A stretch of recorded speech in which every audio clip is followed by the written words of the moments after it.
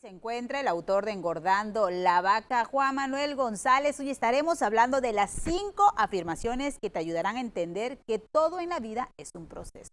Muy buenos días, bienvenidos. Buenos días, Fátima. Buenos días a todos, auditorio. Efectivamente, vamos a hablar de las cinco afirmaciones. Sí. Es que, además, en esos tiempos todo queremos rápido. Entre las nuevas generaciones y también ya nos todos aquí, queremos que todas las cosas sucedan de un día para otro, ¿no? Entonces, prácticamente es muy... Así es.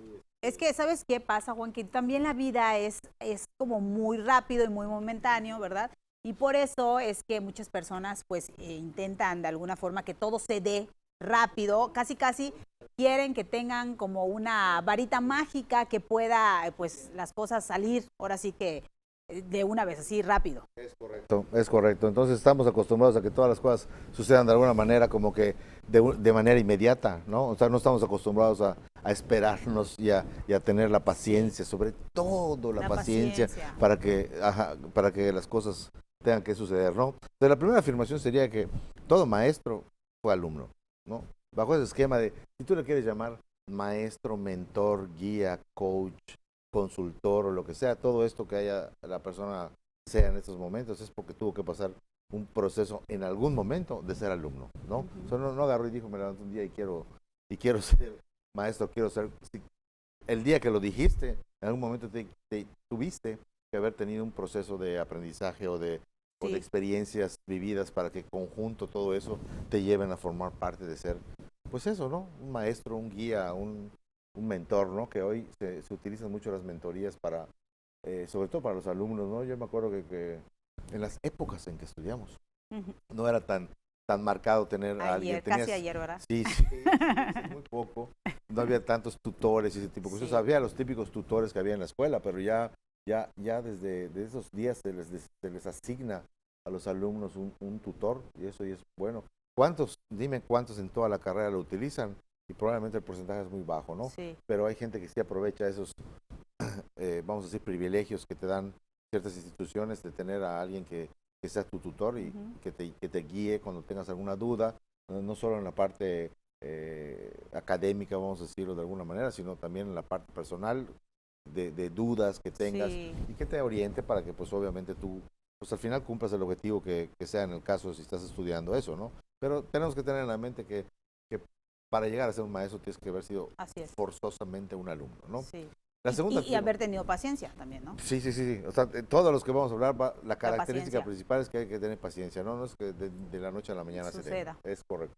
Entonces, partiendo del segundo, sería que todo emprendedor fue subordinado. O sea, no existe nadie que haya dicho un día, yo soy un muy buen emprendedor y se me ocurrió esta idea y lo voy a llevar a cabo y la haya llevado a cabo.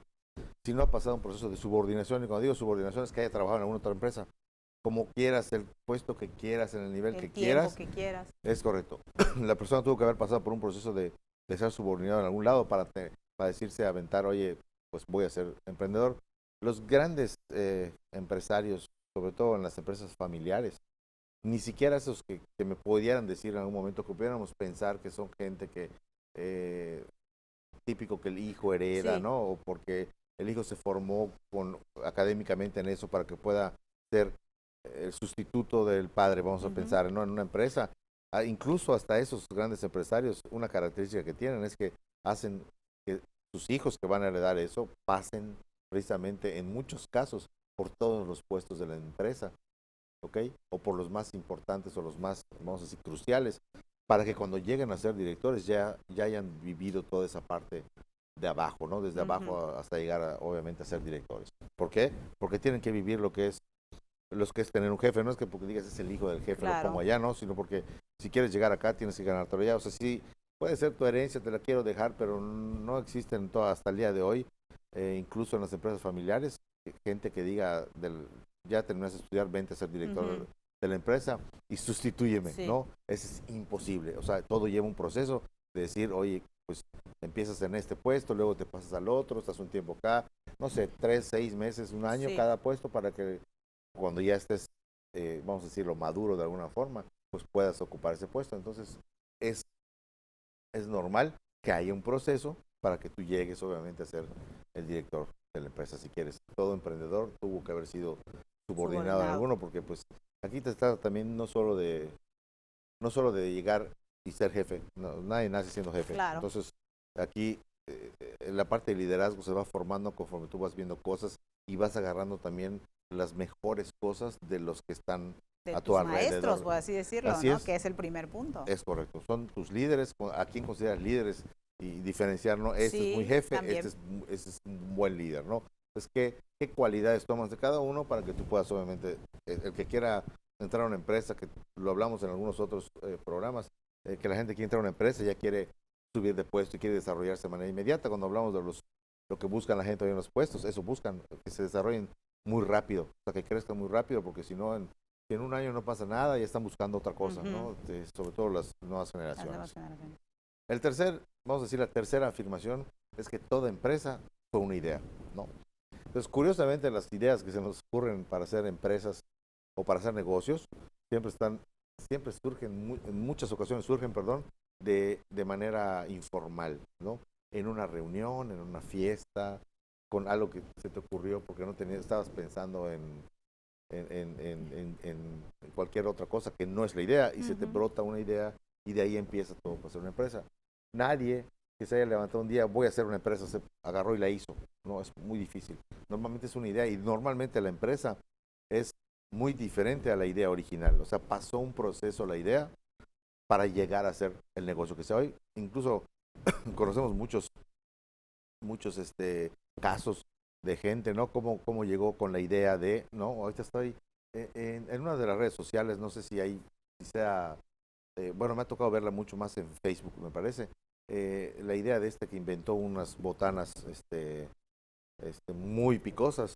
Está pasando la historia de cómo la persona se le ocurrió llegar a esas botanas muy picosas, ¿no? O sea, se interesó primero en el funcionamiento de las máquinas, sí. O sea, empezó desde muy abajo, le prohibían incluso hablar con gente de cierto nivel hacia arriba, él se atrevió a hacerlo, o sea, hay muchas cosas y de ahí se le ocurre la idea de hacer estas botanas hoy que son muy famosas y muy picantes también. Sí, está muy buena, está muy buena. Sí, esa. Sí, y la idea, o sea, la historia es muy buena porque fue una creación allá de alguien que le encantaba ver por qué salía la botana de la forma en la que salía, de cómo funcionaba la máquina, la presión de qué, o sea, se interesó por muchos detalles y de ahí le brinca la idea, ¿no? Claro. Entonces hay gente que sí, por curiosa de repente empiezas a tener ideas, pero de la idea original hay una transformación, ¿no? Que va a llevarte a lo que va a ser, vamos a decir, la idea final, que es la que vas a terminar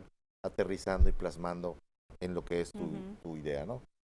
Y es normal en el proceso que se vaya formando o deformando la idea original para que llegues a una final, ¿no? Eso es como que parte de la lógica.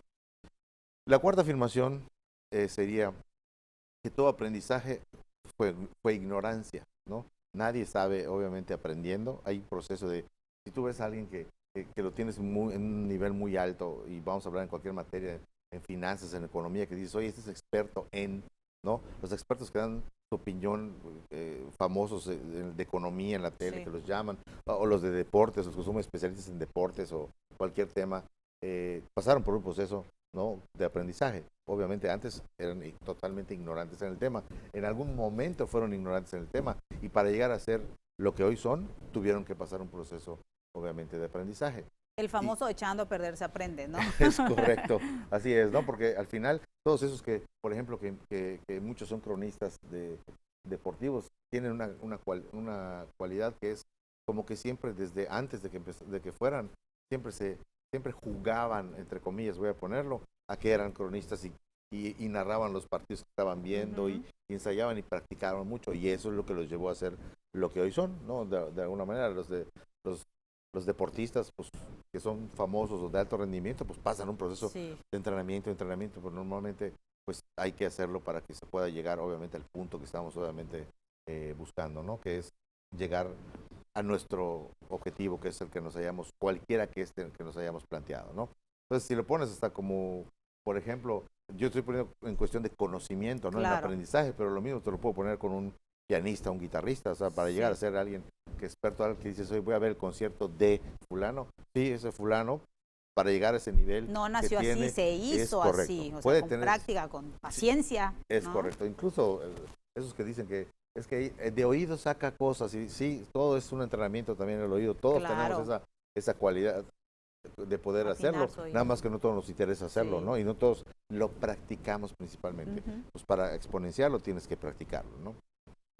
Y ya para cerrar, muy importante es que todos los sueños, todas las metas, perdón, fueron sueños. O sea, todos esos que están acostumbrados a querer decir que el sueño es como algo que lo voy a lograr, sí, pero si no te lo plasmas como meta, difícilmente lo cumplas. O sea, si no se va a quedar, si no lo haces meta, todo el tiempo se va a quedar como sueño y ya no vamos a poder hacer nada. Entonces, la característica de una meta es que tú lo puedas tener como un sueño, pero mientras no te sientes a escribirlo y a trabajar sobre él, no lo vas a poder lograr y se va a quedar como eso, Claro. como un sueño. Es correcto. Juan Manuel, pues afirmaciones muy importantes que siempre nos las estemos repitiendo, que siempre las estemos analizando para entender también ese proceso y no caer en la desesperación, ¿no? Es correcto. Ya el chiste es que lo escribamos y tengamos plan de acción para llegar a hacerlo. Así es. Juan Manuel, te agradecemos muchísimo la información esta mañana. Nombre a ustedes y nos vemos la otra semana.